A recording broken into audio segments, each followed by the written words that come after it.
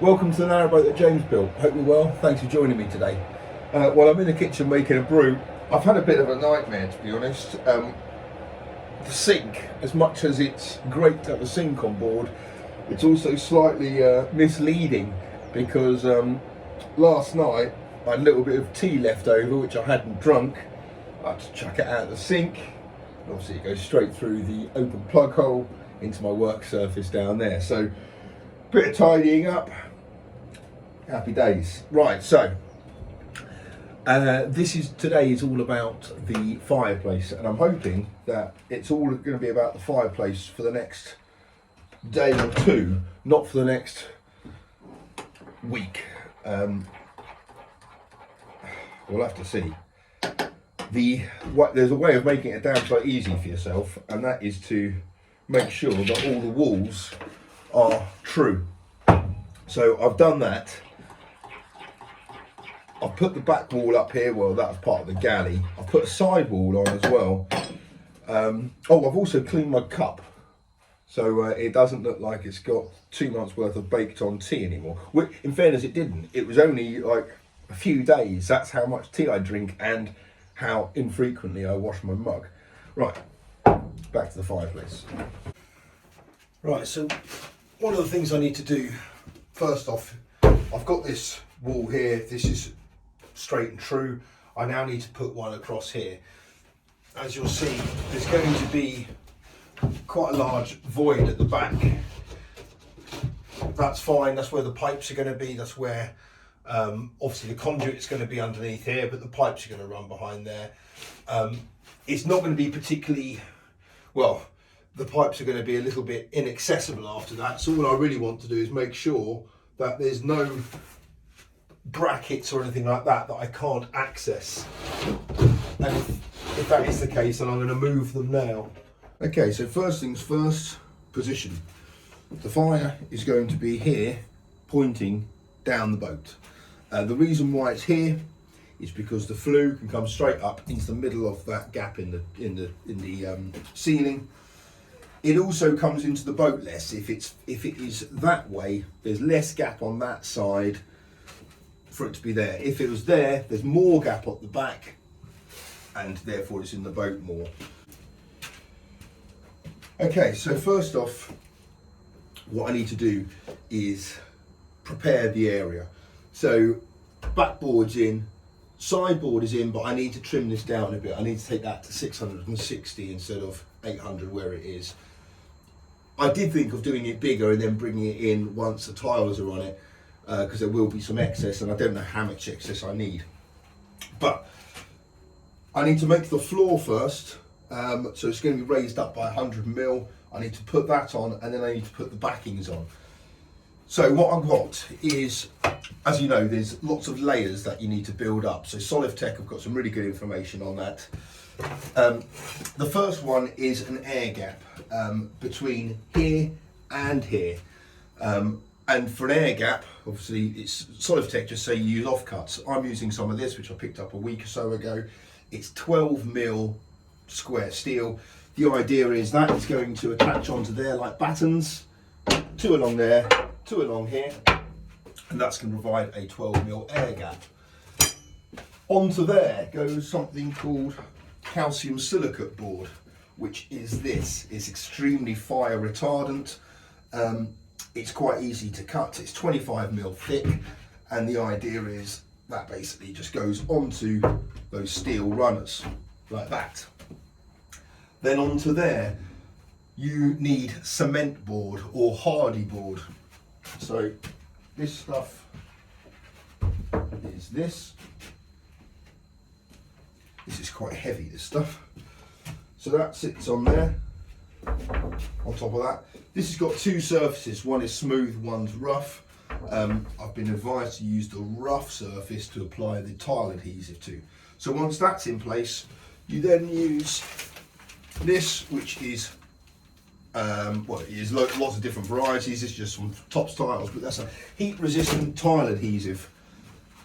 Put a load of that on there, and then you put the tiles on. Obviously you've seen the tiles before, and then you need some heat resistant grout to go over the tiles, so I've got that. Then you need for the actual fire itself, you need a whole different load of products, but I'll bring that in when we've done the fire. In terms of just setting up the fireplace, these are the bits that you need. So it's air gap, and I'm supporting that with steel. So an air gap, then the CS board, then the cement board. So you should have two sides of cement board, and on the base floor that will be plywood and then cement board. I'm going to use some of the offcuts from here to make the cement board. It should be that you snap, there's two ways of doing this. You can snap it, so score it and snap it. That's the way I'm going to try without breaking my back. So yeah, that's the first thing to crack on with.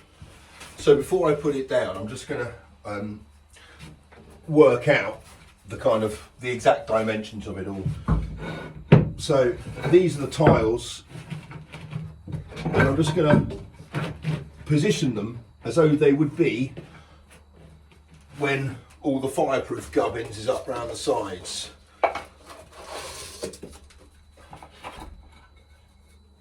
And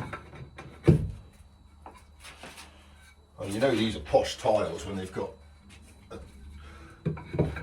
separator. Someone's done that by hand. So the idea is, on the floor here I'm going to have 3 by 3, and on the walls it's going to be 4 by 3, which corresponds with the proportions of the actual fire itself, because it's a little bit taller than it is like that. So that's the idea of that. Okay, so 60mm from the side there, and 60mm from the back.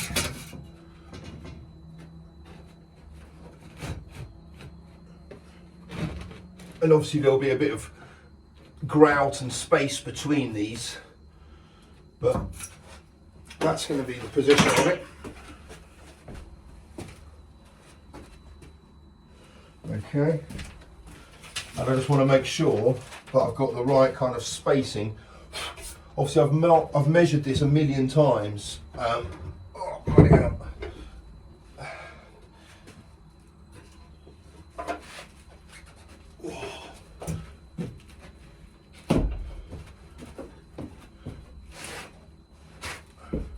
But I haven't done it on the tiles.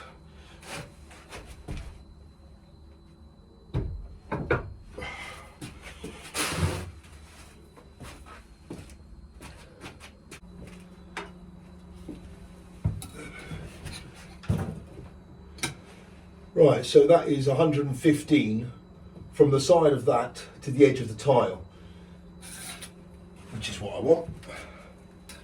Obviously that's 115 as well. And from the back, 115. So that's going to be compliant with the regs. Nah. The problem with it positioned this way is that you only really get the glow of the fire and the beauty of it if you're sitting right here. If you're sitting here, firstly you're underneath the hatch, so there's never going to be a permanent seat here. But if you're sitting here, you're too close to it. Your knees would be here, and if the fire's on, well, it's going to be way too hot. So, and it is nice to look at the actual burning embers and all that. So I think if it was positioned that way, then there's much more area in which to enjoy it. Right, so for the frame of the hearth, I'm using CLS, and the hearth is going to be a 70cm square hearth.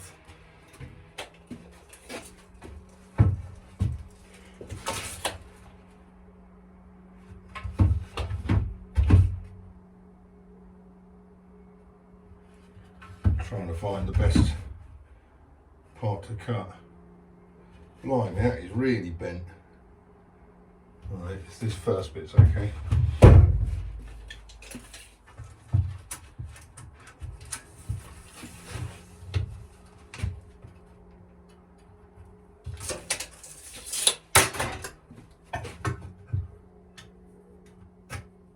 Right, so what I'm doing now is I'm just laying out the CLS for the hearth. Again, this is another opportunity to get it bang on square. We're going to put the air gap on now, so any misdiscrepancies in the backboards can be rectified with the square of the CS.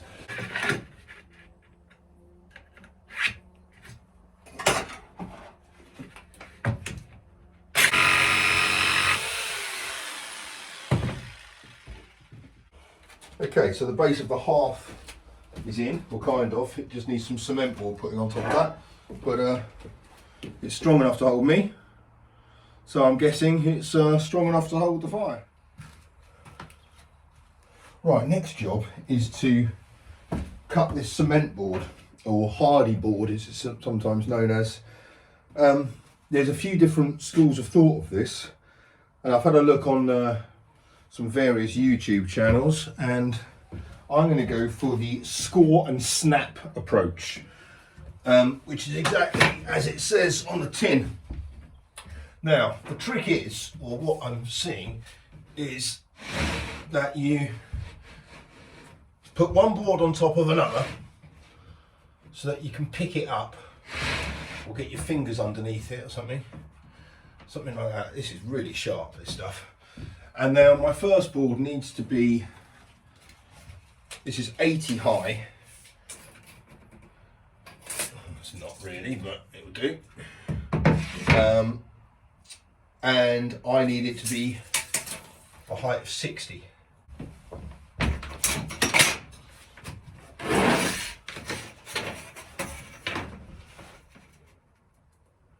The reason I'm going for this approach and not the other one, which is cutting it, and I don't really fancy having all the well, I just don't fancy cutting it, to be honest, for a variety of reasons. Right, so I'm going to put that there and then score it with a knife. This is a good way to completely muller my knife.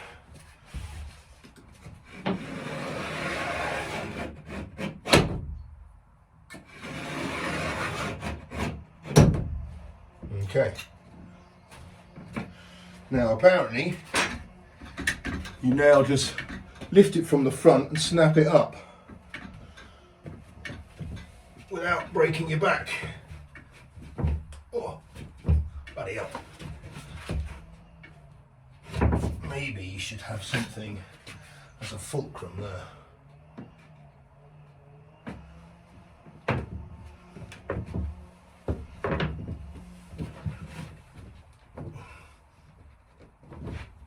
Yeah, this is what I've seen other people struggle with. So what I might do is improvise. Right, these guys can come back.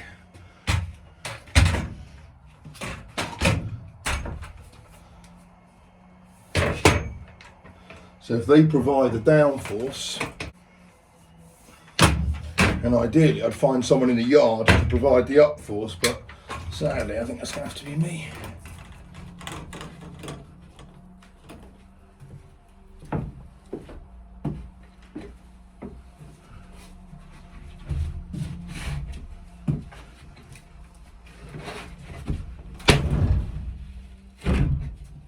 Right, well that did actually work. I think the people I've seen on YouTube doing it are just stronger, because they didn't have to faff around with any of this. He just stood on the thing. Maybe it's the fact that he was absolutely huge. But anyway, I'm glad that's worked. Well, that's it for part one of the fireplace install. You'll have to join me for part two, but there's plenty of daylight left, so I'm still hoping to crack on with this for the rest of the day. Next job is the battens and the CS board, but until then, look after yourselves, take care, bye bye.